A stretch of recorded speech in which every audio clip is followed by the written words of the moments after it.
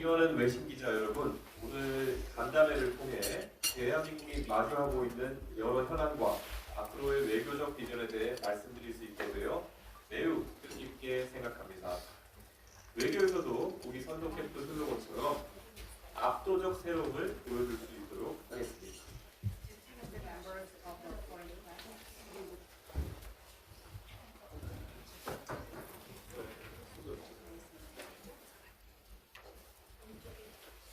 Distinguished members of the foreign press, it is a great honor to speak with you today about the pressing issues facing the Republic of Korea and to share my vision for its future diplomacy. In the realm of foreign affairs as well, I intend to embody the slogan of our campaign, Overwhelming Union. 대한민국은 최근 계엄 사태의 수습 과정을 통해 민주주의와 법치주의가 흔들림 없이 작동하는 나라임을 다시 한번 세계에 증명했습니다. 우리 국민들의 민주적 역량과 제도의 성숙함은 어떠한 도전 앞에서도 흔들리지 않을 것입니다. Through the wisdom process of addressing the martial law crisis, the Republic of Korea once again demonstrated to the world that democracy and the rule of law remain firmly intact. The democratic capabilities of our citizens and the maturity of our institutions will not be shaken in the face of any challenge. 저는 대한민국이 선진국 반열에 오른 이후 그 혜택을 누리며 성장한 첫 번째 세대로서 대한민국의 외교 정책 역시 시대적 요구에 부합하고 변화하고 진화해야 한다고 믿습니다. As a member of the first generation to have fully enjoyed the benefits of Korea's ascent to a developed nation, I firmly believe that our foreign policy must also evolve and respond to the demands of our era. 저는 이공계 출신으로서 과학기술 패권 경쟁 시대를 맞아 대한민국이 글로벌 경쟁에서 우위를 점할 수 있도록 최선을 다할 것입니다. 특히 디지털 혁신과 인공지능 분야에서 대한민국이 글로벌 리더로 자리매김할 수 있도록 첨단 기술 육성과 인재 양성에 폭력을 기울이고 국제적 협력을 통해 선도적인 역할을 수행하겠습니다.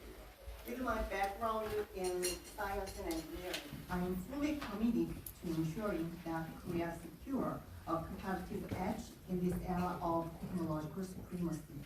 In particular, I will devote every effort to fostering cutting-edge technologies and nurturing talent to enable Korea to become a global leader in digital innovation and artificial intelligence, and also actively take on a leading role in shaping the future through international cooperation.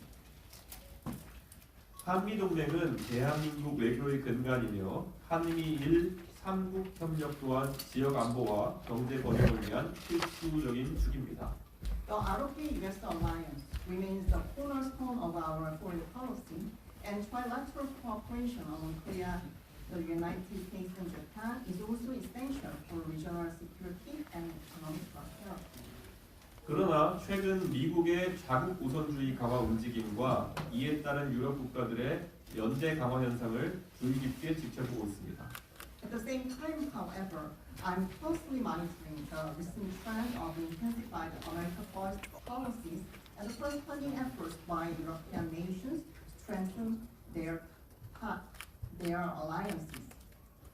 동아시아 지역에서도 보다 긴밀한 국가 간의 협력과 전략적 소통이 필수적이라고 생각합니다.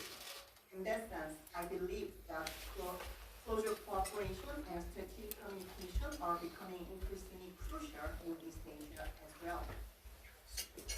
저는 미국이 고율 관세와 같은 보호주의적 정책을 통해 자유무역과 글로벌 공급망을 저해하는 것에 대해 깊은 우려를 표명하며 이러한 긴장이 장기적으로 지속 가능하지 않다고 확신합니다. I would like to express the deep concern over protectionist policies such as the imposition of high tariffs by the United States, which undermine free trade and also disrupt global supply chains. I'm convinced that such tensions are not sustainable over the long term. 이준석 정부는 자유무역과 국제적 분업 체계를 수호하기 위해 언제나 외교적 노력을 기울일 것이며 이를 위해 협력 가능한 모든 국가들과의 열린 대화를 추구하겠습니다. The Junseok administration will work tirelessly to safeguard free trade and the international division of labor, pursuing open dialogue with all nations willing to cooperate. 또한 대한민국은 이제 경제적 성장에 머무르지 않고 기후변화 대응, 환경보호, 인권 증진과 같은 국제사회의 공통가치 수호에 더욱 적극적으로 참여할 것입니다. Furthermore, the Republic of Korea will move beyond its focus on economic growth to take a more active role in advancing shared global values such as responding to climate change, protecting the environment, and promoting human rights. 이는 국제사회에서 대한민국의 책임있는 역할과 위상을 더욱 강화할 것입니다. All these efforts will further strengthen Korea's responsible role and standing in the international community. 전임 윤석열 정부가 한일 관계에 새로운 전기를 마련한 점은 의미가 있으나 물컵에 물 반잔을 채웠다라는 정치적 수사에 머무를 것이 아니라 실질적인 협력의 깊이를 더욱 확대해야 합니다. The previous administration under President Yoon Suk-yeol deserves credit for opening a new chapter in Korea-Japan relations. However, we must go beyond rhetorical expressions like half a glass of water and substantially deepen our cooperation. 지도자의 세대 교체는 한일 관계에 있어서도 신뢰와 협력의 새로운 시대를 여는 기회가 될 것입니다.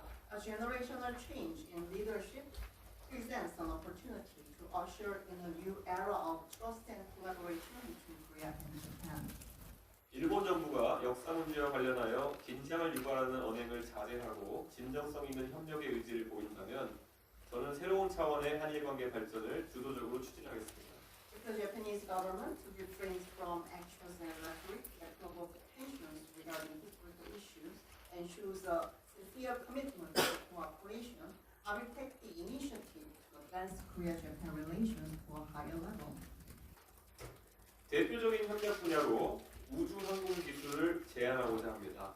한국과 일본은 지리적으로 매우 근접해 있어 우주 항공 기술의 공동 개발과 인프라 공유를 통해 시너지 효과를 극대화할 수 있습니다. One major area of potential cooperation between the countries I would like to propose is aerospace technology. Given our geographical proximity, Korea and Japan can maximize synergies through joint development and shared infrastructure in the field of aerospace. 중국 투자를 방지하고 효율적인 협력을 통해 양국 및 동아시아 전체의 경쟁력을 획기적으로 높일 수 있다고 확신합니다. By avoiding redundant investments and promoting efficient cooperation, we can significantly enhance not only the competitiveness of both countries but also of the broader East Asian region. 나아가 방위 산업의 선진화를 통해 대한민국의 효율적이고 정밀한 무기 체계가 세계 평화와 안정을 촉진하는 데 기여할 수 있도록 적극적인 방산 수출 및 국제 공동 개발 프로젝트를 확대할 것입니다. Moreover, we promote the advancement of Korea's defense industry, actively extending exports and international joint development projects so that our efficient and sophisticated weapon systems can contribute to global peace and stability. 대북 정책에 있어서 저는 상호주의 원칙을 분명히 하면서도 실용적이고 유연한 접근점을 견지하여 지속 가능한 평화와 안정을 실현하는 데 주력할 것입니다. On North Korea policy, I will firmly adhere to the principle of reciprocity while maintaining a practical and flexible approach with the goal of achieving sustainable peace and stability. 대통령 임기 개시와 동시에 김정은 국무위원장과의 조건 없는 정상회담을 제안하여 대화의 문을 과감히 열겠습니다. Upon taking office, I will propose an unconditional summit with Chairman Kim Jong-un to boldly open the door to dialogue. 저는 좌우의 경계를 뛰어넘어 미래로 나아가는 외교를 실천할 것입니다. 자유는 보수의 독점물이 아니고 평화는 진보의 전유물이 아닙니다. I will practice the forward-looking diplomacy that transcends traditional the ideological divides. Freedom is not the monopoly of conservatives, nor is peace the exclusive domain of progressives. 모든 국민과 세계가 공감할 수 있는 균형 잡힌 외교적 비전을 펼쳐나가겠습니다. 감사합니다. will pursue a balanced diplomatic vision that resonates with all citizens and the international community alike. Thank you very much. 네, 이준석 후보님 외교 현황부터 과학 기술 그리고 대북 정책까지 다양한 비전을 공유해 주셨고요. 이제 손을 들고 소속을 밝힌 후 질문 받도록 하겠습니다. Thank you for sharing your insights on various issues from foreign affairs, science, technology to North Korea policy. Now we'll take questions. Please raise your hand and introduce yourself.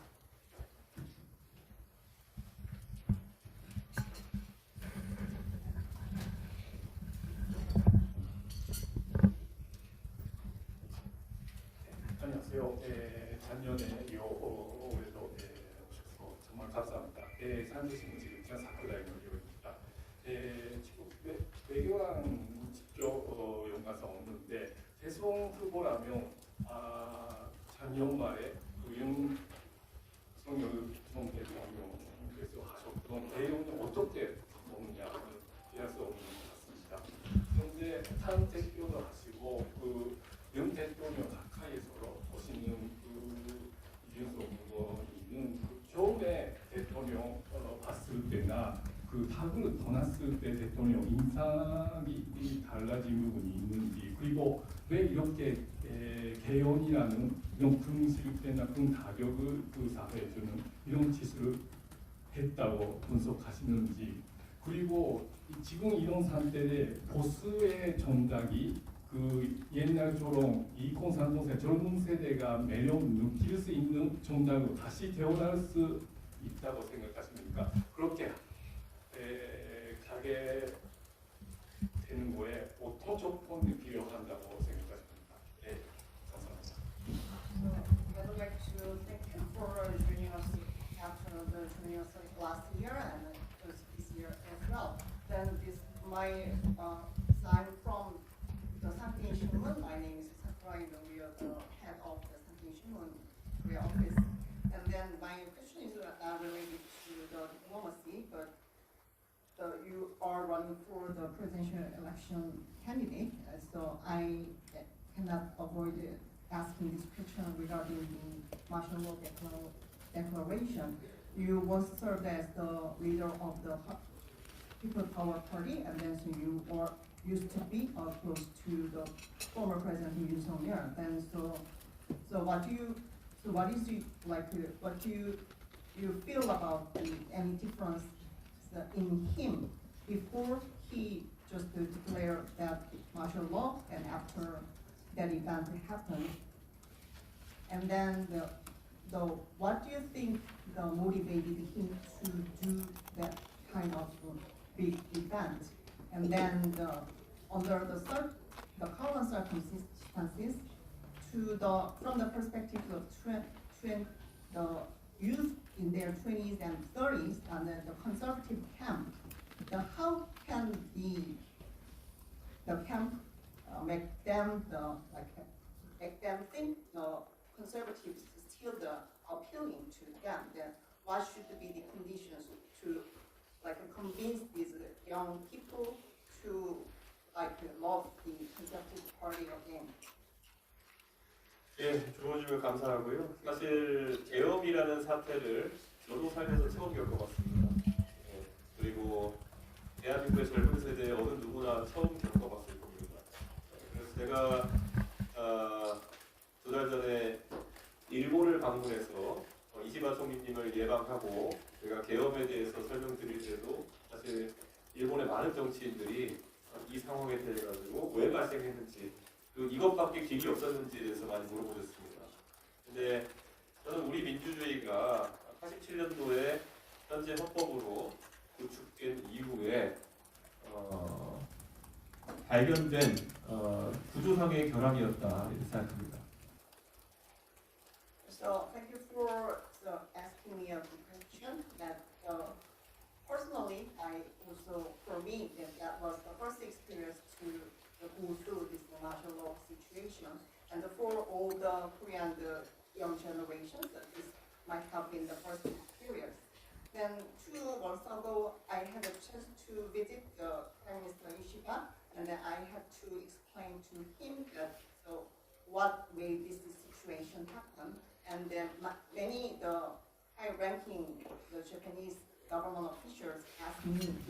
that should have been the only way to address the current deadlock issues politically. My thinking is that since 1987, Korean Constitution was established. Since then, there might have been the very structural flaws. The issue stemmed from that one. 실제로 이번 계엄을 통해 가지고 다음번 만약에 개헌이 이루어진다고 한다면 다른 국가에 있는 것처럼 오히려 선거를 통해서 이런 교착 상태를 해결할 수 있는 의회 해산권이라든지 하는 다른 방법의 도입이 국회 내에서 공론되고 있습니다. So after this martial law scandal ended, we believe the parliamentary members, we believe that if the constitutional amendment is realized, then to address the political deadlock through the next election, and so we are discussing about any right to dissolve the National Assembly. 실제로 윤석열 대통령과 제가 함께 일했던 경험은 솔직히 매우 이상한 경험이었습니다. But personally, I have to say that my relationship with Yoon Sung-yeol and my experience of working with him is bizarre. 제가 정치적으로 잘 사용하지 않는 이런 이상하다는 표현을 쓰는 이유는 지금까지 있었던 어떤 정치적인 경험이나 정치적 인물과 빗대어 설명하는 것이 불가능하기 때문입니다. The reason that I pick up the word bizarre, I've rarely used in the political scene. The reason is that because I have gone through the very unique experience with him. 저는 그 이상한 경험이 윤석열 대통령의 정치에 대한 경험이 없었던 것과 그리고 항상 정치인들을 자신의 아래에 있는 범죄자로 보는 검사적 관점에 따라서 그렇게 생각합니다. So I just suspect that his bizarre actions and attitude has come from the two factors. One is the lack of his political experience, and the other one is like a very unique view from his experience as a prosecutor. So he always believed that every other politicians are under his leadership, under his position. 그리고 윤석열 대통령이 보여준 모습 속에서 저는 지금 나와 있는 대선 주자 중에서도 비슷한 모습을 발견할 수 있는 사람이 한 명 있습니다. But from my impression about the former President Yoon Sung-yeol, among the current potential contenders for the presidency, I just am reminded of one person who is very resembling him.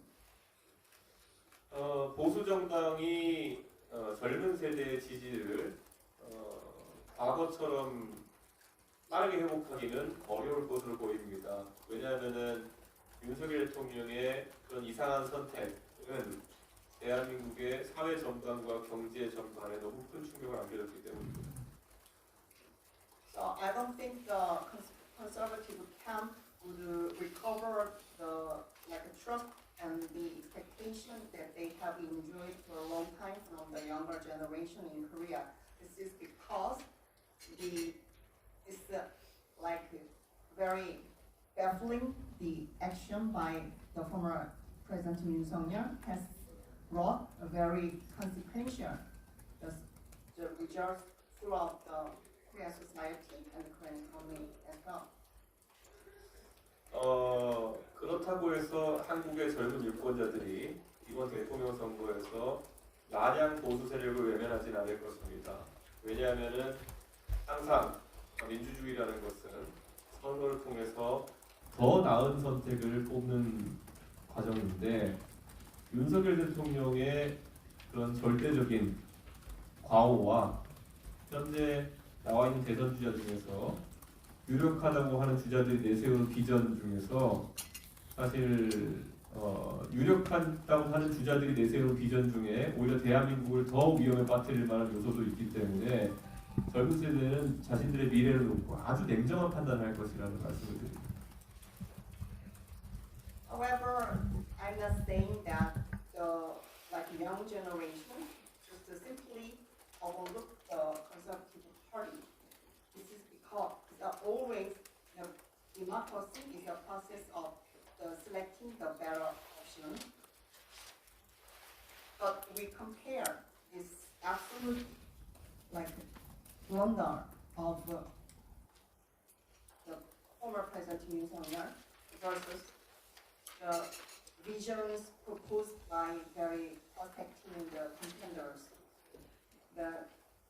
I've just found some of their visions might put the Korea in the more dangerous, riskier situation. It means that from the perspective of the younger generation, that they have to make a very cool decision making this time. 네, 또 다음 질문 하겠습니다. 가운데 먼저 하고 그 다음에 조퇴를 하겠습니다.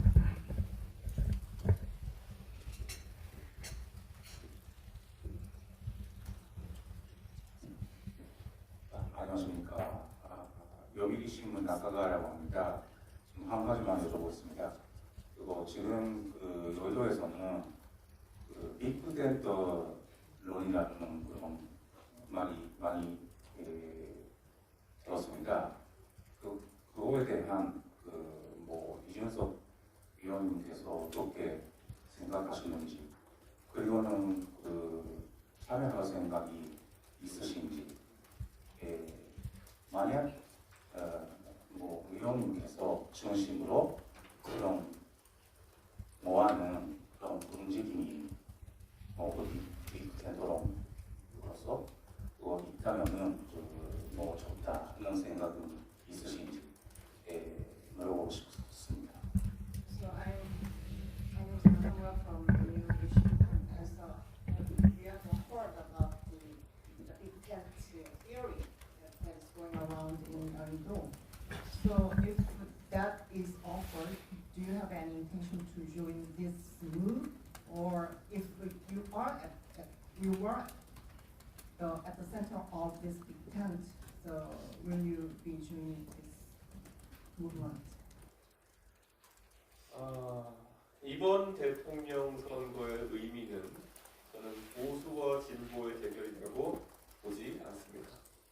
I don't think the significance of this presidential election is like a big match between the conservatives and versus the progressives.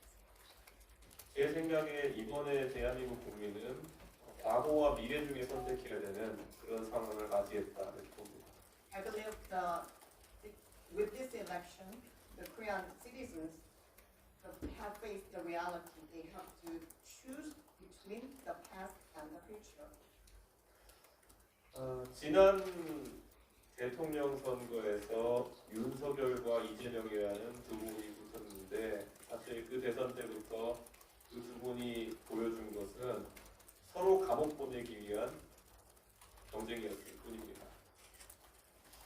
So since the last presidential election, the high-speed contenders, Yoon Suk-yeol and Lee Jae-myung, so up to now, they have only shown us the efforts to put each other in jail. 저는 대한민국이 앞으로 글로벌 외교 통상 환경 그리고 또 국가 간의 과학기술 패권 경쟁에서 승리하기 위해서는 적어도 글로벌 환경을 잘 이해하고 그리고 과학기술에 대한 이해가 충분한 지도자가 나오는 것이 꼭 필요하다고 생각합니다. So in order to address the current situation very challenging situation about the diplomatic and the trade conditions, and also to win the current hegemonic war of the science and technology. I believe the next leader should have the enough understanding about the global environment as well as the science and technology. 그런데 방금 언급하신 빅텐트에는 그런 것들이 주제로 올라와 있지 않습니다. However, the law agenda can be found in the list of offered by the defense. 오직 대권 주자 중에서 저와 이런 것에 대해서 대화를 나누기를 제안했고 실제로 대화를 할 수 있었던 사람은 국민의힘의 안철수 후보님 뿐입니다. So there's only one person from the People's Party, the like a presidential candidate. I offered the opportunity to discuss about these types of agenda, and then just accepted this agenda, and it was Mr. An철수. 저는 누군가를 감옥 보내는 주제가 아니라 과학기술과 글로벌 통상 분쟁이나 이런 것에 대해서 대한민국의 미래를 논의할 수 있는 사람이라면 빅텐트가 아니라 스몰텐트라도 함께 하겠습니다. 하지만 지금 여의도에서 돌아다니는 빅텐트 얘기는 그냥 정치꾼들의 모임 같아 보입니다. If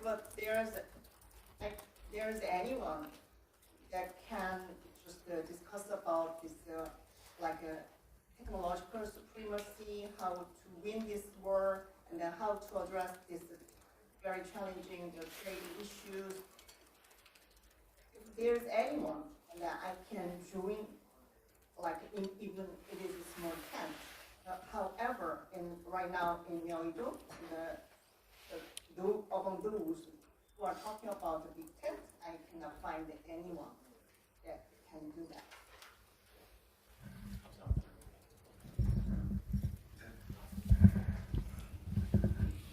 네, 안녕하세요. AFP 통신의 강진규씨라고 합니다. 지난 2월달에 이제 대선 출마를 발표하시면서 40대 기술론을 들고 나오셨잖아요. SNS 포스팅으로 기억하는데 거기에 이제 버락 오바마 전 대통령, 존 F 케네디 전 대통령의 예를 드셨는데 물리적인 나이와 하버드 동문이라는 점을 차치하고 본인이 정치인으로서 이 두 전 미국 대통령과 본인이 좀 이런 부분은 정치인으로서 내가 좀 닮았다 이런 가치관을 공유한다라는 부분이 있다면 어떤 부분인지 있다고 생각하시는지 그렇게 생각하신다면 그 부분이 어떤 부분인지 궁금하고요. 그리고 또 더불어서 내가 아직은 이런 자질을 연마하고 있지만 앞으로 이런 부분들은 두 명의 대통령으로부터 정치인으로서 배우고 싶다라는 부분도 있는지 궁금합니다.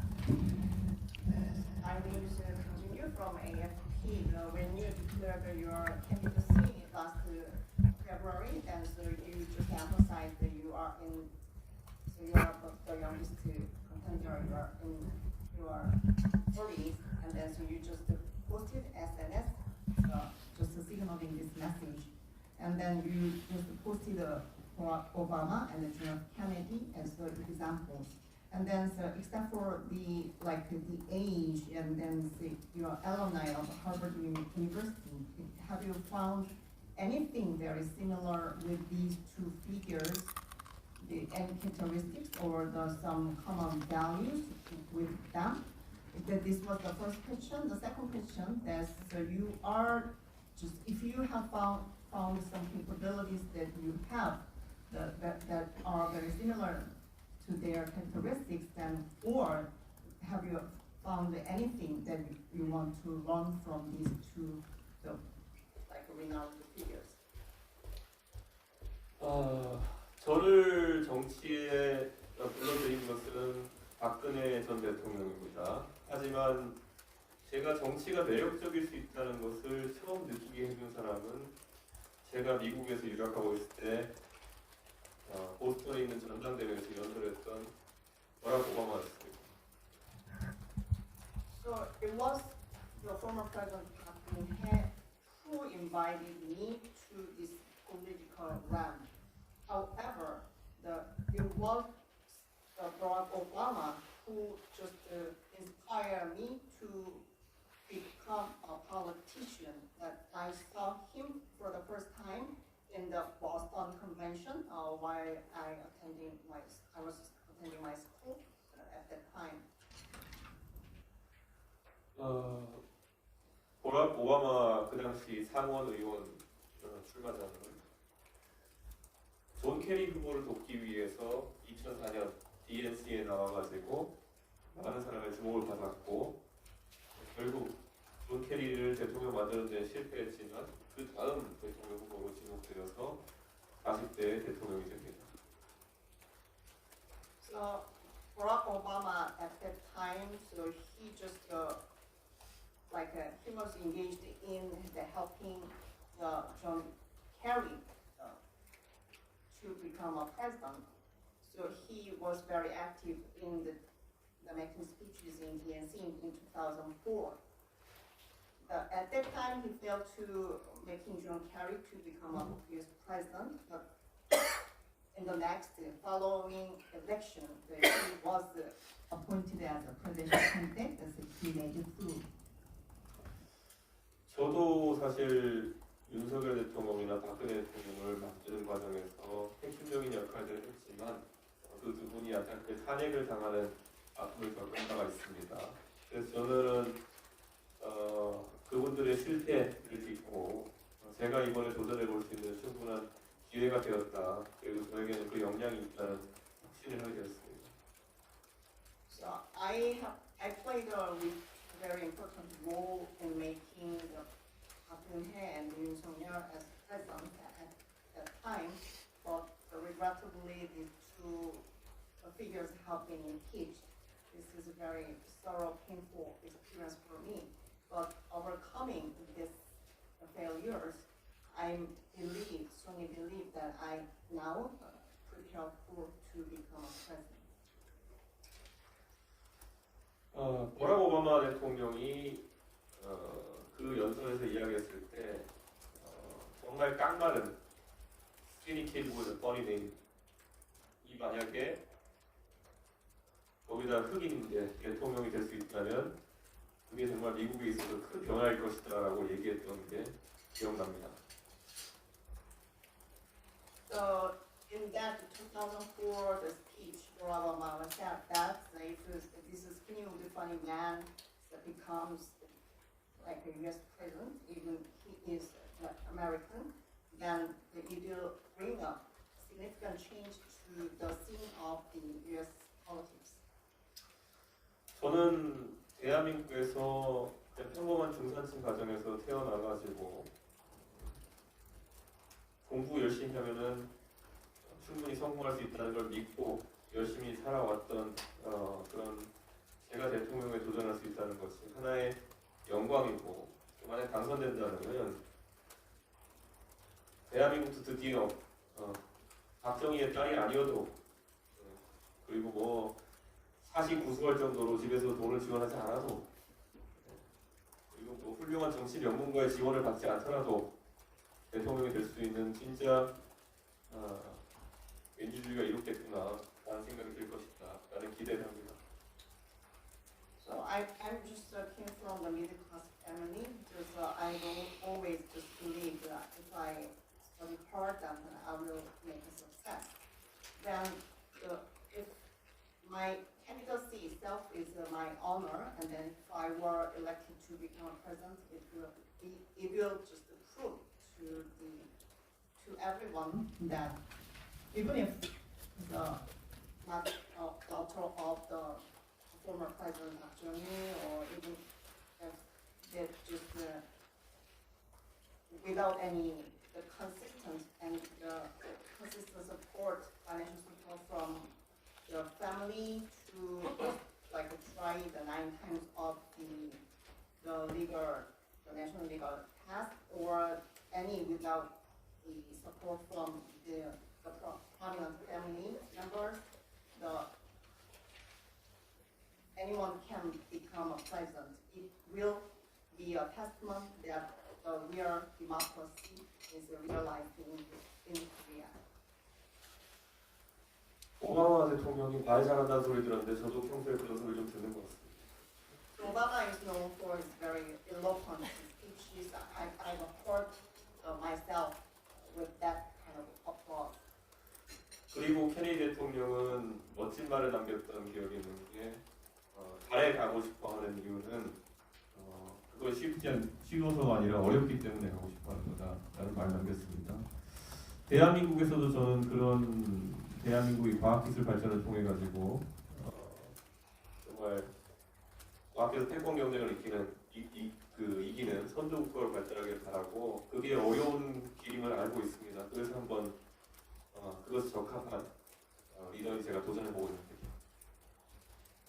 So Kennedy also left a very well-known statement, and the reason I want to send people to the moon.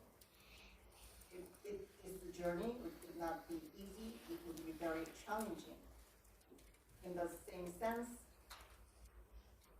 I want to make every effort to make Korea to develop further its science and technology to win this global war over these areas, and then to become a truly leading nation.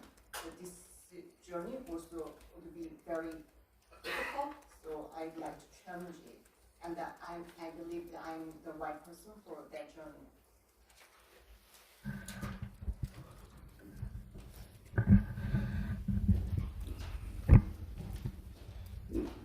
안녕하세요. 대만 공영방송 PTS의 양채형 기자입니다. 작년까지 총선에 같이 뛰었던 허은하 전 대표가 지난주에 당표 부위원장을 비롯한 당원 20명과 함께 탈당했습니다. 개혁신당의 내용과 갈등이 혹시 의원님께 대선 결정에 좀 불리한 요소가 될지, 어떻게 당내의 갈등 어떻게 봉합 수습을 할지, 또 여론조사는 지금 민주당 이재명 후보가 독주하고 있는 상태에서 이준석 캠프가 지지율을 극대화할 수 있는 전략이 무엇인지 같이 여쭤보려고 합니다. 감사합니다.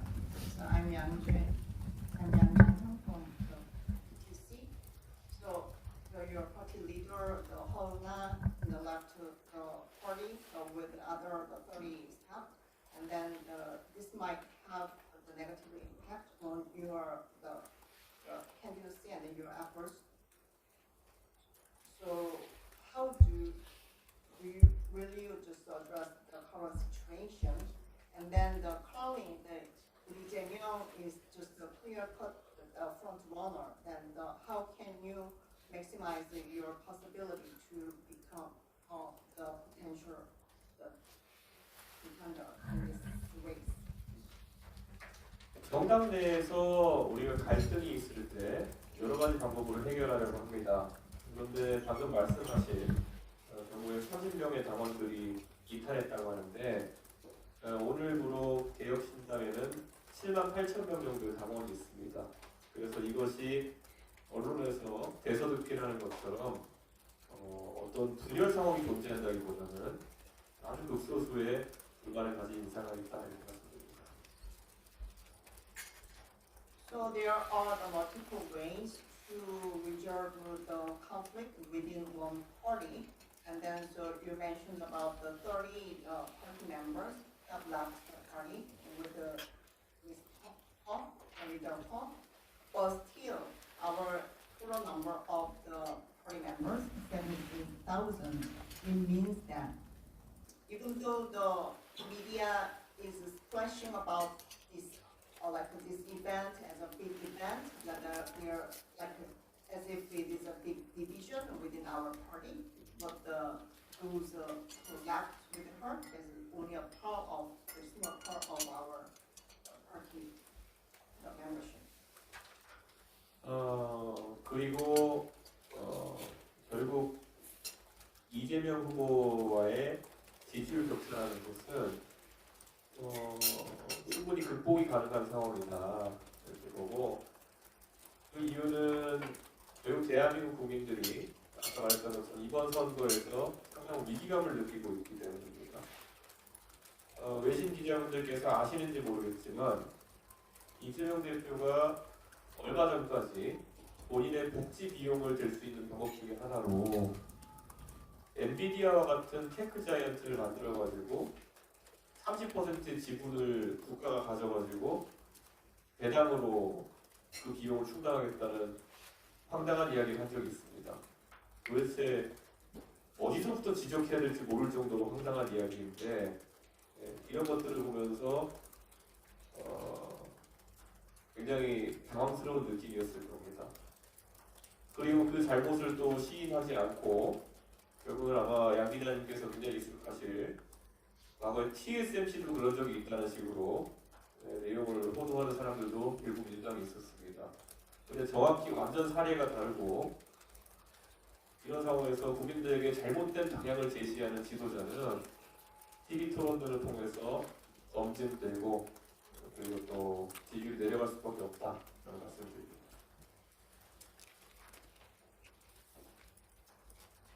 So I believe that the current support gap with the Lee Jae-myung can be narrowed down. The reason I'm just telling you that is the Korean people now have the sense of the crisis. The foreign media might be aware of that the fact that I will tell you a couple of days ago that Lee Jae-myung announced that to cover the future the welfare programs, then the country will, his administration, will build a company like NVIDIA and will own the 30% of equity of that company. And with the dividends from this ownership, he will cover all the welfare programs in the future. This is a very groundless and nonsensical idea, but he has never admitted that this idea is groundless and nonsensical. Even some members of the Democratic Party that this case is very similar to the TSMC, but in fact the TSMC and the NVIDIA, the TSMC situation is very different from the idea envisioned by the Lee Jae-myung. So I believe that in the future, the TV debates, that kind of the lack of knowledge will be verified and then witnessed by the audience, and then the people can discern who is right or who is not.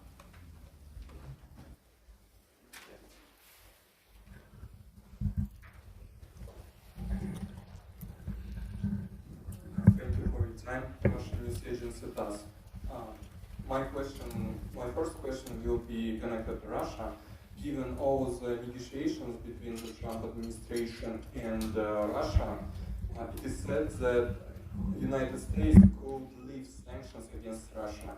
Do you think South Korea should follow the lead in this case once the peace deal is made in Ukraine?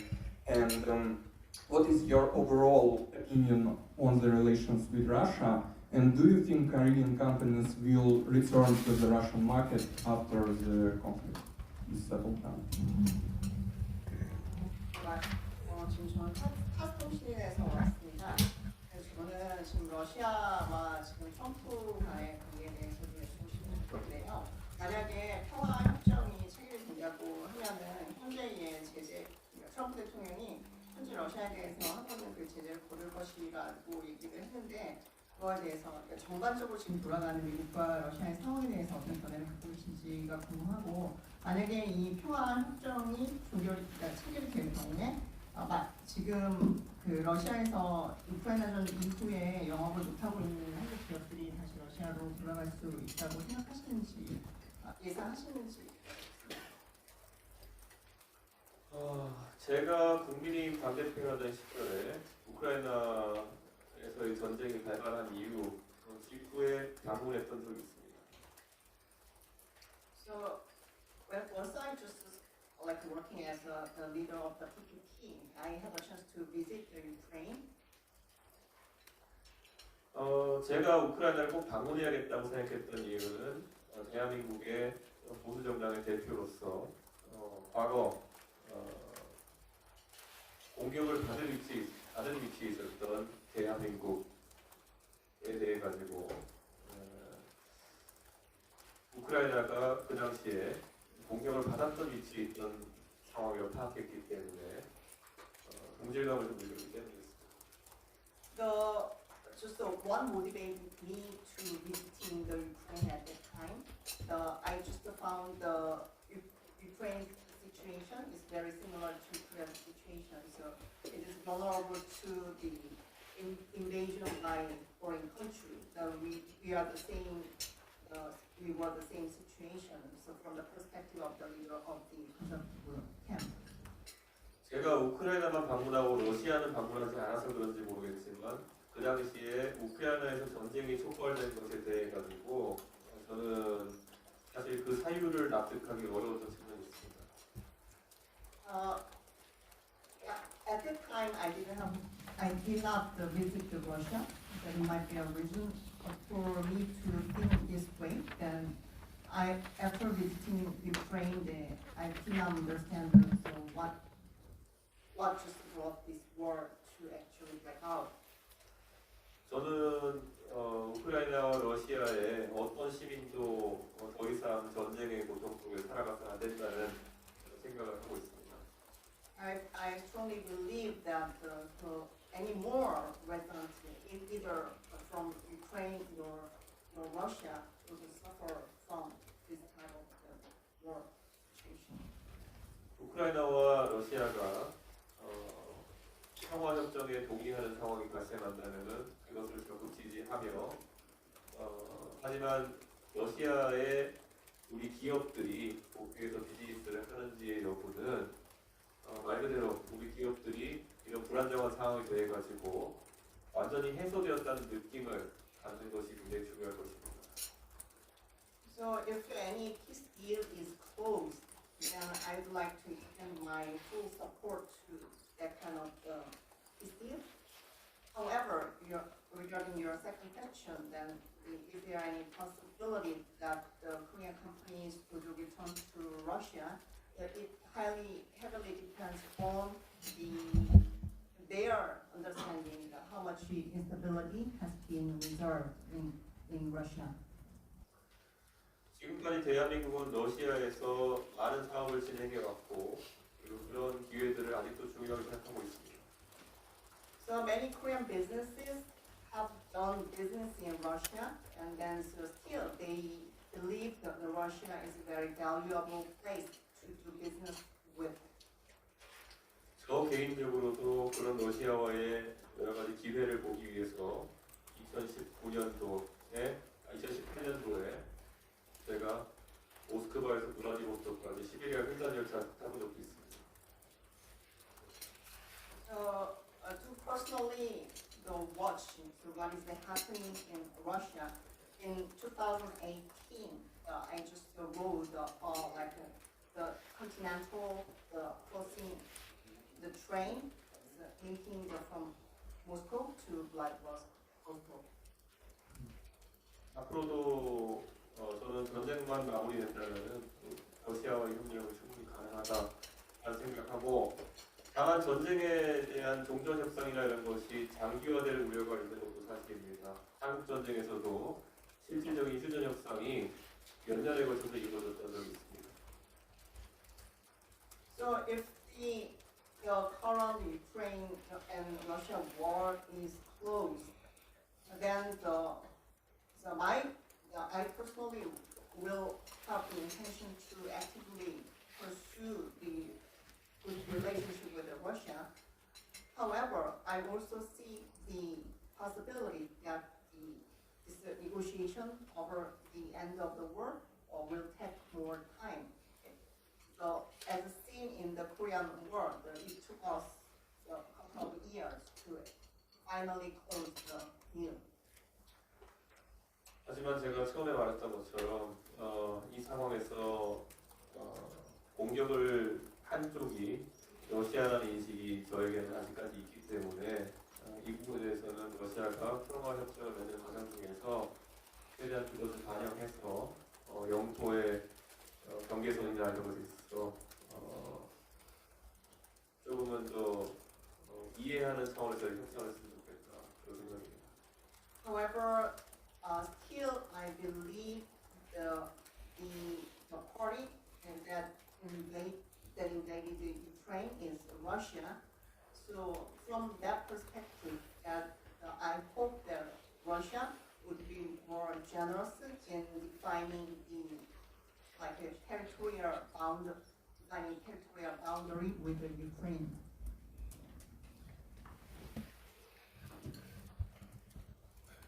그 가운데 먼저 질문 받고 그 다음에 가도록 하겠습니다.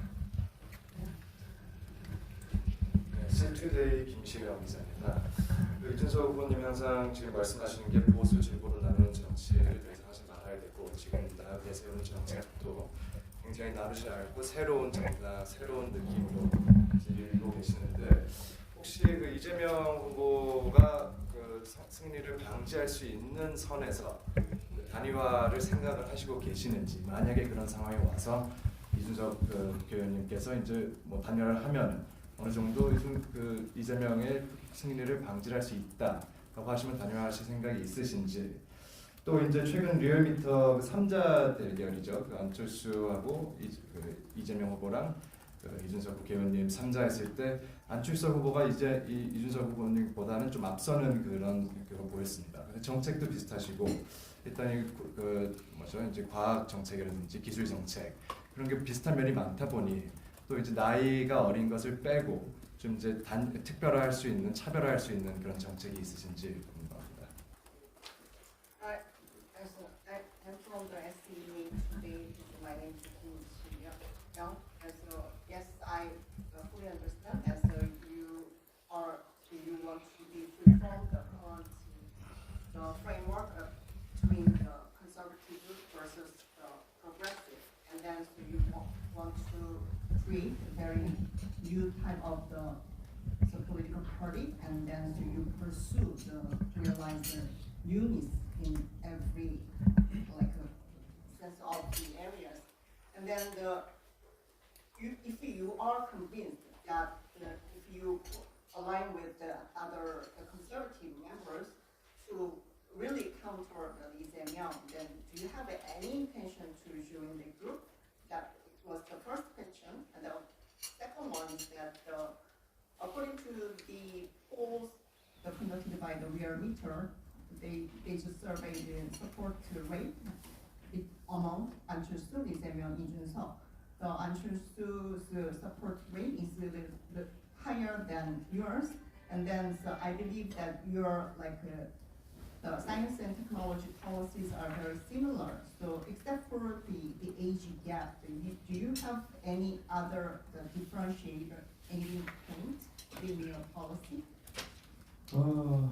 저는 제가 안철수 의원과의 관계 속에서 안철수 의원도 정치적으로 국민의당을 만들 때 상당한 역량을 보여주시긴 했습니다만 저는 또 젊은 세대에 소구하는 역량이 있다고 생각합니다. 그래서 이런 것은 경쟁하는 관계가 아니라 공통의 과제인 과학기술 강국 대한민국 만드는 데 있어서 안철수 의원과 제가 상호 보완적으로 결합할 수 있는 그런 요소이다 이런 생각을 하고 있습니다.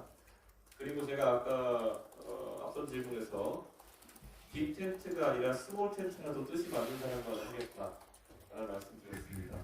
근데 뜻이 맞는 사람과는 뜻이 안 맞는 사람과는 아무리 좋은 황금 텐트라고 해도 하겠다 그런 이야기를 드리겠습니다. 지금 시점에서 이재명을 막기 위해서 무엇을 한다라는 이야기는 여의도 정치 꾼들의 이야기이지 대한민국 국민들이 감동을 느끼는 그런 이야기는 아닙니다. So as for my relationship with Anchulsu, then I admit that he made a very important role to the creation of the People Power Party, and that he has shown his own capabilities at the time. But I believe that I have another strength that has been demanded by the young generation. So I don't want to describe our relationship as a competitive relationship. So I would believe this relationship is complementary between us. And then also to your like a victim question once again, I already explained my position. Even I find that anyone that has shares the same values with me, then I'm willing to join their even small tent. But if they don't share any value with me, even though like a golden tent, I will not join it. So now any attempt or any effort to like counter the Lee Jae-myung, all these stories are just storytelling by the political pundits. So not inspiring at all to the actual citizens.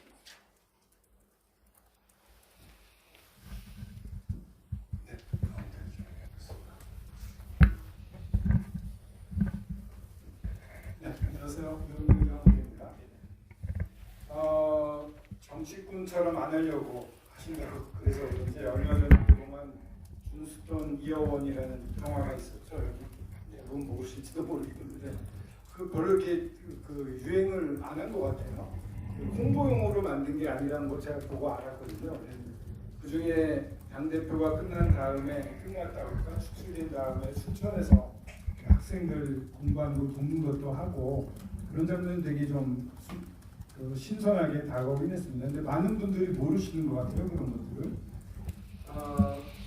그래서 지금 여쭙고 싶은 거는 아직은 이제 본선에 들어가지 않아서 그럴지 모르겠는데 이렇게 점점 그 지지율이 올라가고 있는 건 있지만은 뭔가 이렇게 확실한 그 이준석 대통령 후보를 지지하고자 하는 그러한 흐름이라든가 이런 바람 같은 게 좀 안 보인다고 생각이 됩니다. 지금 이럴 수도 있습니다. 그래서 왜 중도층, 특히 젊은 층이 아직도 정치에 관심이 있는지 그들을 또한 잡기 위한 것이 되게 중요하다고 생각이 되는데 이 후보만의 어떠한 계획이 있는지 마지막으로 이런 윤석열 대통령의 경우에는 이 어퍼컷이 굉장히 중요했다고 생각합니다. 그런 뭔가 이렇게 상징적인 것들을 준비하고 계실 것 같은데 혹시 이 자리에서 그런 부분이 있다면 미리 좀 보여주셔도 좋을 것 같아요. So I'm Ocean from Yomiuri Shimbun, and recently I've watched your movie Kingston Year 1, but I don't think it is very popular, but it is not designed to promote your candidacy. And so you served as a leader of the PPP, but in the movie, after leaving the party, you were like teaching students in Suncheon. That point is very refreshing for me. We have not reached the final round of the presidential election yet. But even though the support rate is on the rise, I don't think there is a very strong trend and there's a flow to support you. So from the undecided the voters and the young generations. So what can differentiate you from other contenders? And then as I remember the Yoon Sung-yeol's case, that's his uppercut, that was very symbolic gesture. As I assume that you are preparing something like that. So if you have one, that's could you show us right now? 선거를 뛰다 보면은 어려운 선거도 뛰어야 되고 때로는 좀 순탄한 선거도 뛰게 됩니다. 그런데 저 개인에게는 단 한 번도 쉬었던 선거가 없는 것 같습니다. So as far as the elections, sometimes the elections will go smoothly, sometimes it is very challenging. But for me, none of the elections I have been involved in is very easygoing one. 저는 정치적인 선택을 할 수 있을 때 갈림길에 놓이면은 항상 하이 리스크 하이 리턴을 선택합니다. Anytime I just face at the juncture between two choices, I always select high risk and high return. 실제로 이번 선거에서 저는 대한민국을 완전히 바꾸고 싶고 그러기 위해서는 어느 누구에도 빚지지 않고 싶고 또 그 상황 속에서 완전히 새로운 세력을 만들고 싶습니다. 그래서 제가 잘 알고 익숙하고 또 저에게 손짓을 하고 있는 보수 진영에 눈길을 주지 않는 겁니다. So for this election, so my aspiration is to fully transform Korea. So it means I don't want to like owe anyone, and then so I want to build a totally different forces in the political scene. So that's why I have never paid any attention to any offer from the very familiar figures and figures. 저를 정치에 초대한 것은 박근혜 대통령이고 정치가 멋있다는 것을 알려준 건 오바마 대통령이라는 제가 이런 것을 해낼 수 있다고 용기를 주는 사람은 현재 프랑스 대통령 이마누엘 마크롱입니다. As I told you, it was former President Park Geun-hye who brought me to the political field, and then it was Barack Obama who inspired me to realize that politics is a really wonderful thing, and that it is the another person who actually gave me the courage to run for this election is Emmanuel Macron from France. 그가 원래 사회당에서 장관까지 지낸 사람이었음에도 새로운 세력을 만드는 것이 길이라고 생각했고 프랑스 국민이 거기에 대해서 화답했던 것처럼 저는 지금 슬로건을 좌도 우도 아니고 앞으로 가는 슬로건을 쓰고 있습니다.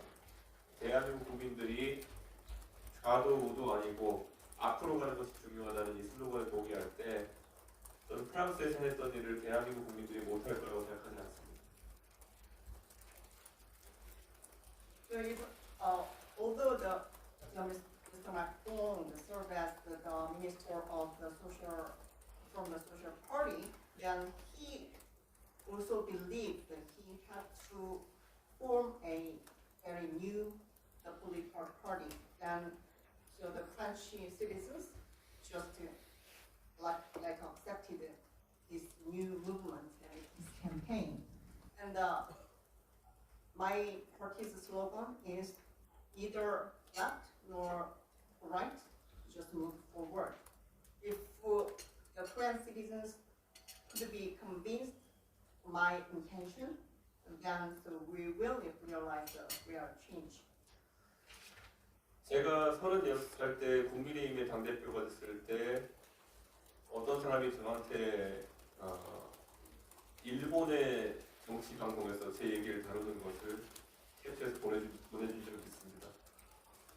So when I was 36 years old and then became a leader of the PPP, and one of my colleagues sent me like a video capture of the broadcasting system describing me in Japan. 실제로 36살이 당수가 될 수 있다는 것이 일본에서도 충격이었나 봅니다. So I believe that the fact that the 36-year-old young person becoming the leader of the biggest party, it was very shocking to the Japanese people. 40살이 만약에 대한민국이라는 아시아의 중요한 국가의 대통령으로 선출될 수 있다면 그것은 아시아에 있는 많은 젊은 세대에게 힘이 되는 일일 것이다. 이렇게 저는 확신합니다. So I'm now told that if I were be elected as the president, then it will deliver a very encouraging message to the young people, not only in Korea but also in the Asian region.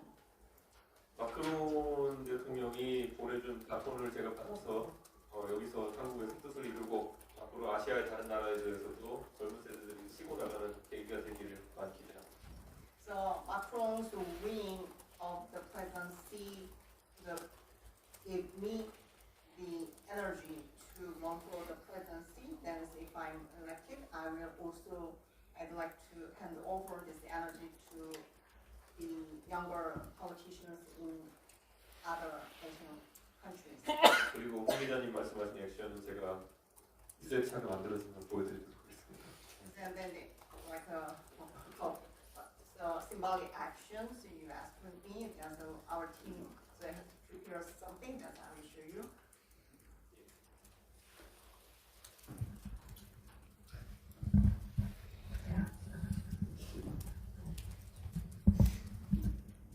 예, 안녕하세요. 저는 카타르 알자지라 방송에서 일하고 있는 김우선 PD라고 합니다. 그 외교 정책 관련해서 여쭤보려고 하는데요. 그 모두 말씀에서 한미일 동맹과 그리고 한미일 삼국 협력이 중요하다라고 말씀하셨는데요. 그런데 최근에 보는 것 같이 미국의 그 보호주의 정책으로 인해서 이 한미 관계가 조금 흔들리는 것 같습니다. 그 2016년, 17년에 중국과 한국의 관계가 사드 문제로 인해서 흔들렸던 것 같은 비슷한 양상으로 보는 견해도 있긴 한데요. 그런데 또 모두 말씀에서 이제 지역 국가들과 소통을 해서 이런 문제를 풀겠다라고 말씀하셨는데요. 이 부분에 대해서 구체적으로 외교를 어떻게 이제 지평을 넓히실지 궁금해서 여쭤봅니다. 중국과의 소통과 협력을 좀 더 넓히려고 하시는 건지, 아니면 이제까지 우리가 사강 외교를 넘어서 그 더 넓은 뭐 유럽이나 아니면 다른 뭐 글로벌 사우스라든가 이런 지역들과도 조금 더 연대를 하고 시장을 개척을 하시겠다는 건지, 그런 좀 큰 그림에서 우리 외교 방향이 어떻게 될지 그 부분에 대해서 말씀해 주시면 좋을 것 같고요. 그리고 두 번째로 그 인권 증진과 같은 국제사회의 공통가치 수호에 더욱 적극적으로 참여하겠다라고 말씀하셨는데요. 이 부분에 대해서도 조금 궁금한 점이 있어서 말씀을 여쭈려고 합니다. 이런 말이 사실 듣기에는 좋긴 한데 많은 경우에 첨예하게 국제사회의 이권이라든지 아니면 편의하는 경우가 있어요. 앞서 말씀하신 것 같이 우크라이나, 러시아 전쟁도 그렇고요. 그리고 중동에서 일어나고 있는 이스라엘과 가자, 레바논 이 전쟁에서도 그렇고요. 그래서 한국 같은 경우에는 뭐 일정 정도 인도주의적 목소리를 내긴 하지만 어느 양쪽도 기분 나쁘게 하지 않으려는 그런 자세를 취하는데, 이제 의원님께서 대통령이 되신다면 조금 더 인권 증진 차원에서 북익에 뭐 영향이 있긴 하겠지만 조금 더 인권적인 목소리를 내겠다, 뭐 유럽 국가들과 같이 그런 목소리를 내겠다, 이런 방향을 말씀하신 건지 아니면 다른 방향을 말씀하신 건지 좀 더 구체적으로 말씀해 주시면 좋을 것 같습니다. Yes, I'm also from Al Jazeera. You in your opening statement you mentioned about the importance of the ROK-US alliance and the trilateral relationship among Korea, US, and Japan. However, currently intensifying the protectionism of the US is reshaping the ROK-US relationship. So some say that it is very similar that the situation between the 2016 and 2017 between Korea and China that was triggered by the installation of a THAAD system in Korea. You also mentioned about you will strengthen the collaboration with the regional alliances. Then so it means that you have a plan to expand the horizon of your diplomacy. So, for example, expand the relationship with China, or just over the current powerhouses. Beyond this four powerhouses diplomacy, you will also join hands with the European nations or the countries from the global south. So, what is your real big picture? Could you elaborate on your direction of your diplomacy? That was the first question. The second question is related to the human rights values. You mentioned that you will make efforts to improve the human rights. But that kind of statement, it just sounds good, but in reality, there is always each country has its own national interest, and then all that based on the national interest, then actually the groups are divided. So we have watched all this reality in the Ukraine-Russian war, and also the current Israel and Palestine and the Lebanon and the Gaza Strip. So in terms of the humanitarian aid, just you will expand the humanitarian aid, or not, just while maintaining the good relationship with both sides, just not upsetting either side. Or you have the real intention to enhance the human rights like European nations have done, or do you have any other way of improving the human rights? 예, 대한민국은 사실 한국전쟁 때부터 국제사회가 우리 국채를 보존하는데 많은 도움을 준 일을 잘 알고 있습니다.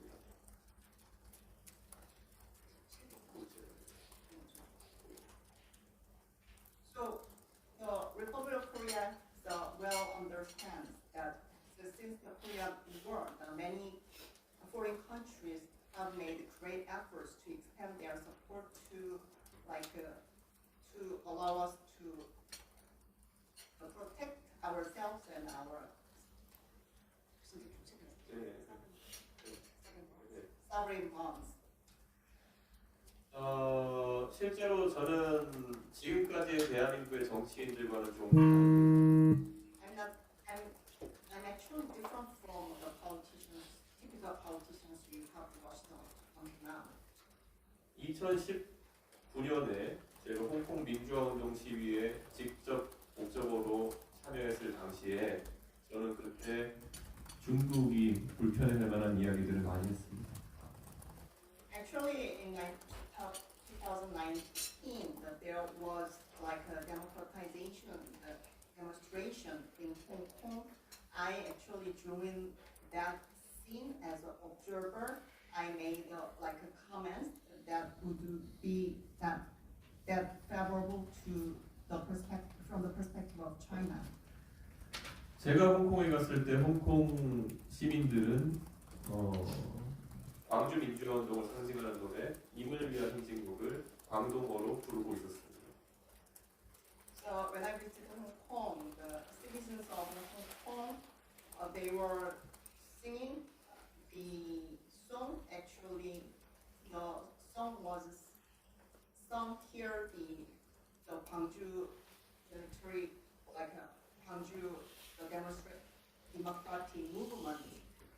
They just translated this song into their own language, and they sang this song, marching for our beloved ones. 그런데 제가 한국에 귀국한 다음에 그 당시에 집권당이었던 민주당의 의원들에게 홍콩의 시민들을 위한 목소리를 내자고 했을 때 그들은 거부했습니다. So returning to Korea, I actually asked members of the Democratic Party to raise the voice together to support these Hong Kong citizens, but they just bluntly rejected my proposition. 그런 상황에 놓인 한국을 도왔던 다른 나라들이 고맙다면 우리는 비슷한 상황에 놓인 사람들을 위해서 말할 수 있어야 된다고 생각합니다. If we were really appreciating the foreign support, when we were in a very challenging situation, then so if we find the other nation is in the same situation, so we would have to show our almost sincere support for them. 제가 아까 우크라이나에 직접 방문해서 우크라이나 전쟁의 실태를 알려고 했다는 것처럼 저는 그 상황에서도 누가 어떤 상황에서 어떤 일을 초래했는지 직접 알고 싶었어요. As I told you, the purpose of my visiting Ukraine is to really actually see who has committed what type of act or what type of business.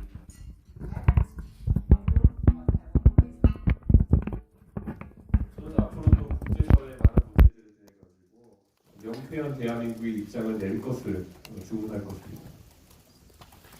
So from now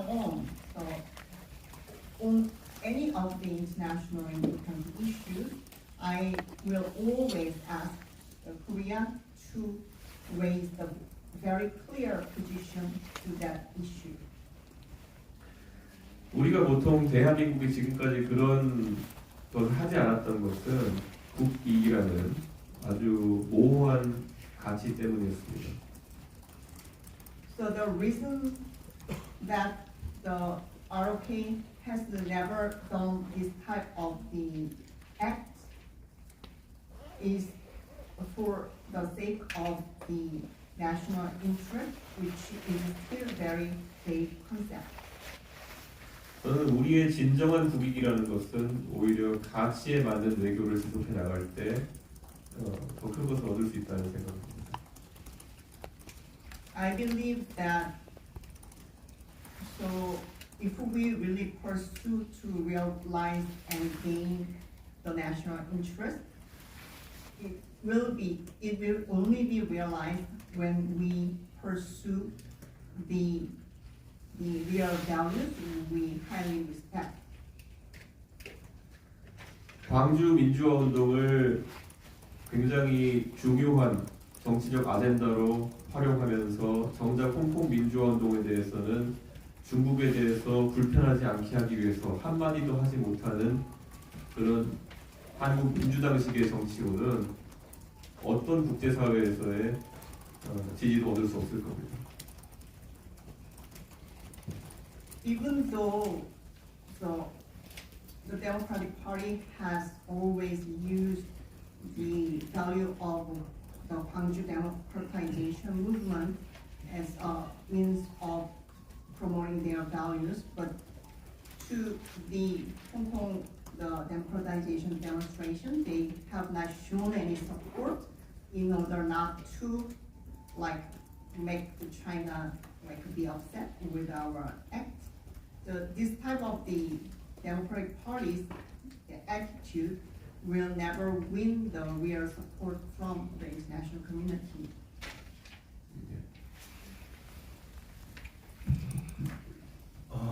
Just mindful of the time, we can maybe take one or two more questions.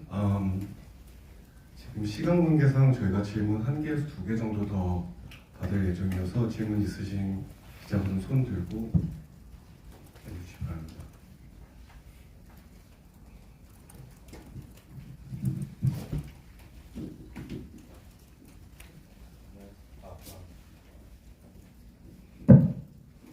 네, 안녕하십니까. 한국경제신문 안시욱 기자라고 합니다.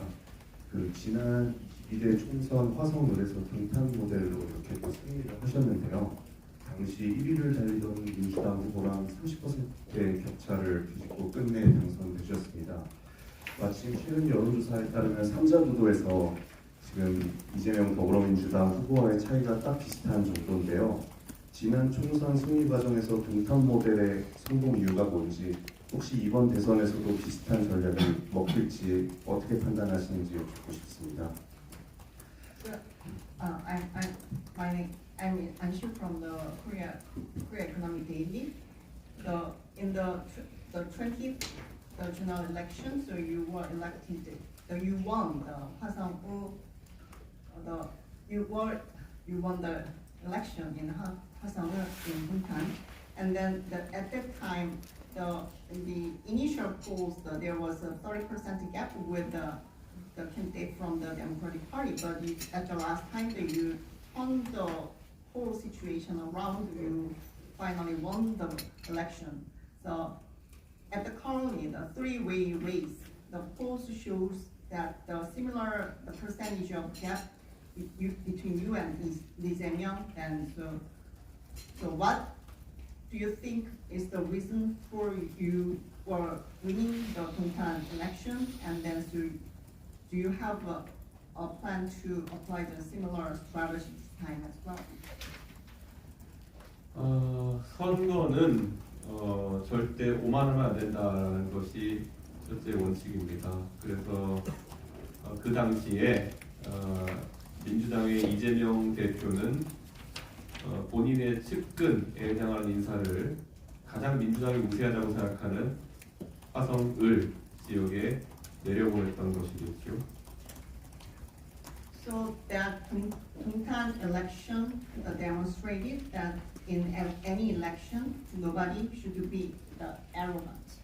That at that time, the Lee Jae-myung, the leader of the Democratic Party, picked up one of his very close aides as a candidate for Hwa Sang-woo because he was very confident that the DP will win the election there. 처음 상대 후보를 봤을 때 그분은 굉장히 승리를 확신하고 있었고, 그래서 흔히 이야기하는 침대 축구를 했습니다. 그래서 실제 열심히 캠페인을 하지 않았습니다.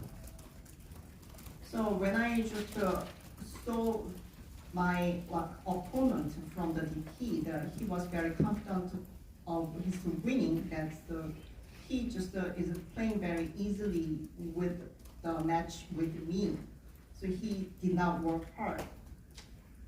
그런데 저는 여러 선거의 경험으로 인해 가지고 결국 유권자들은 다 보고 있다라는 것을 알고 있었습니다. But based on the previous elections I went through, that I just understood that the electorate is seeing everything. That is my understanding.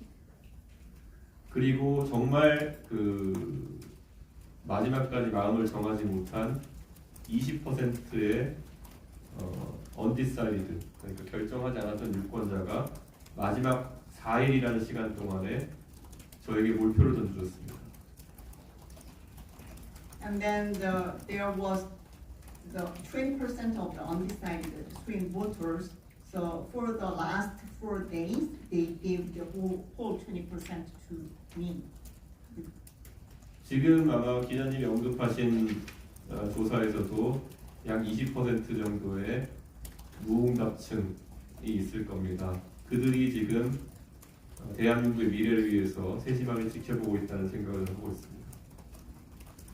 So in the poll that you mentioned in your question, there was also the 20% swing voters. Then, so I believe that they are paying closely attention to what is going on among the different contenders. 이재명으로 바꾸면 정권 교체이고 우리는 과거에 머무르지만 이준석으로 가면 정권 교체이면서 동시에 시대 교체입니다. If Lee Jae-myung is elected, that it represents the change in the leadership in the regime, but we will remain in the past.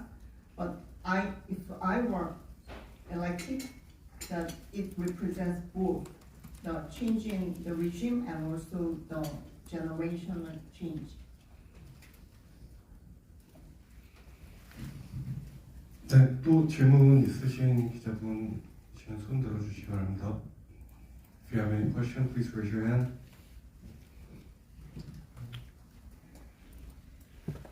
저희 마지막 질문 들어가겠습니다.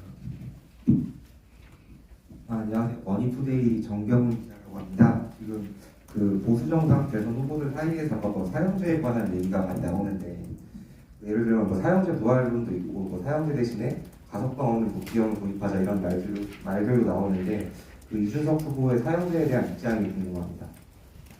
So I'm Jung Myung-hoon from One Today. Some the candidates from the Conservative Party, that they are talking about the reinstatement of the death penalty, and also the lifelong imprisonment with the parole. So what is your view on this death penalty reinstatement? 대한민국은 실제로 사형을 언도하지만 집행하지 않는 나라가 된 지가 꽤 오래되었습니다. It has been a long time since actually the death penalty is like the verdict on death penalty is made, but actual execution has not been made. 실제로 대한민국에서 사형을 언도받기 위해서는 살인에 해당하는 범죄를 저지르거나 아니면 내란에 해당하는 죄를 저질러야 합니다. So in Korea, to be subject to the death penalty, it means somebody has committed a murder or somebody has committed insurrection. 실제로 그래서 저와 가까운 관계인 홍준표 대구시장이 사형 집행을 공약했을 때 제가 홍준표 시장한테 물어본 적이 있습니다. 만약에 지금 내란죄 재판을 받고 있는 윤석열 대통령이 법정 최고형인 사형을 받으면 집행하시겠느냐? So, like when I had a talk with Hong Jun-pyo, the former mayor of Daegu, he laid out the pledge to introduce the death penalty, and I asked him if former President Yoon Suk-yeol is finally found guilty of the rebellion, then so the execution of death penalty should be done. 정확한 답을 못 하더라고요. So he could not give me any answer. 저는 대한민국이 과거에 소위 민주화 운동 과정에서 잘못된 재판으로 사형을 언도받고 집행된 사례가 종종 있었습니다.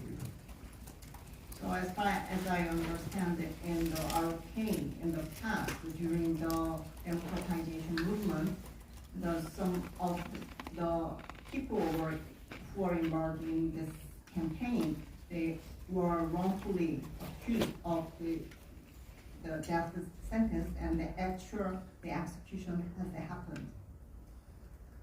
그래서 사실 사형을 집행하는 것에 대해서 어느 정도 거부감이 있는 것은 사실입니다. So I personally have some sense of the resistance to the execution of the death penalty. 하지만 또 대중의 일부는 그들이 가한 범죄에 피해자들이 겪는 고통을 생각해서 사형을 집행하려고 하는 경우도 있습니다. But some part of the public, they believe that taking into consideration the sufferings of the victims of these serious crimes, we have to allow this death penalty and even allow the execution. 그리고 그들이 평생 사형이 집행되지 않는 상태로 사실상 공짜로 먹여주고 재워주고 하는 것에 대해서 불만을 가지는 분도 있습니다. And there are others who do not like the situation that life imprisonment. It means that like the criminals, that they are fed without paying anything for the whole life of the period. 지금 무기징역인 사람은 오히려 노동을 해가지고 일을 해야 되는 상황이고 오히려 사형수에게는 어떤 노동도 시키지 않는 것이 지금 그렇게 돌아가고 있습니다. So who were sentenced to the life in prison, they have to do some labor, but here, meantime, people who were sentenced to death penalty, they are not asked to do any labor.